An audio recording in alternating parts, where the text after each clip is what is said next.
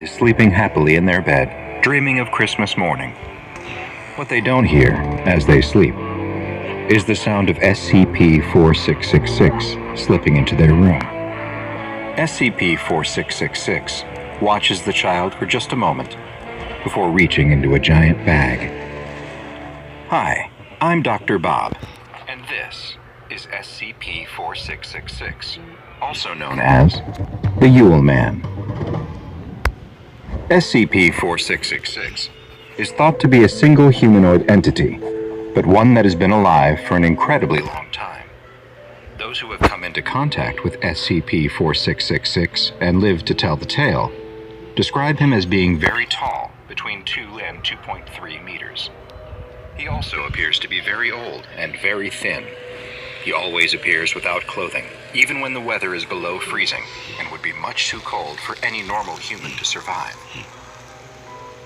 Though the true extent of his anomalous properties are still unknown, SCP-4666 seems to be able to travel instantaneously to any location on Earth above the 40th line of north latitude, and may actually be able to travel anywhere on the planet.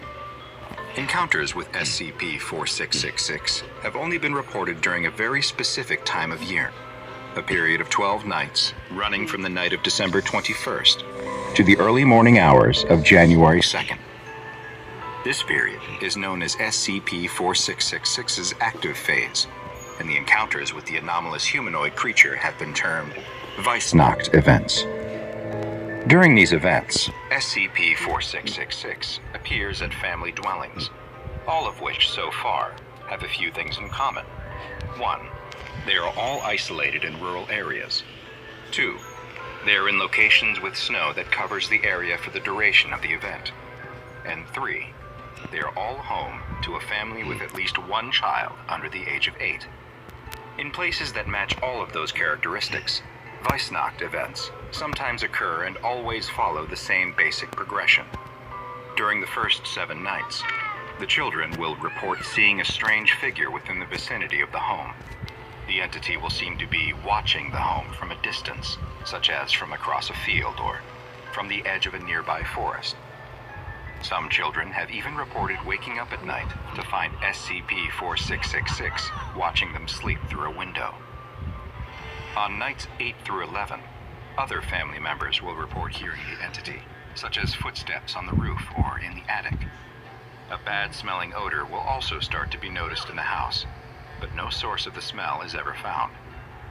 These strange occurrences will often lead the family to think their house may be haunted, or that they're being terrorized by a madman.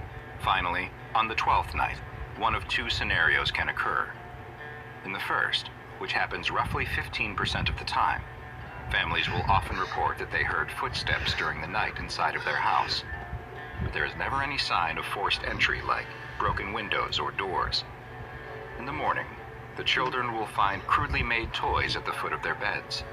For the lucky ones, this is the end of the Weissnacht event for them. The roughly 85% who experience the other scenario are considerably less lucky. In the vast majority of cases, the 12th night is a horrible experience. SCP-4666 still enters the home on the final night, but rather than leave presents for the children, it incapacitates the family and moves them all into a single room, where it proceeds to kill them one by one in view of the rest of the family. The exact method of killing varies from event to event, but there's almost always an element of torture that occurs before they are finally killed.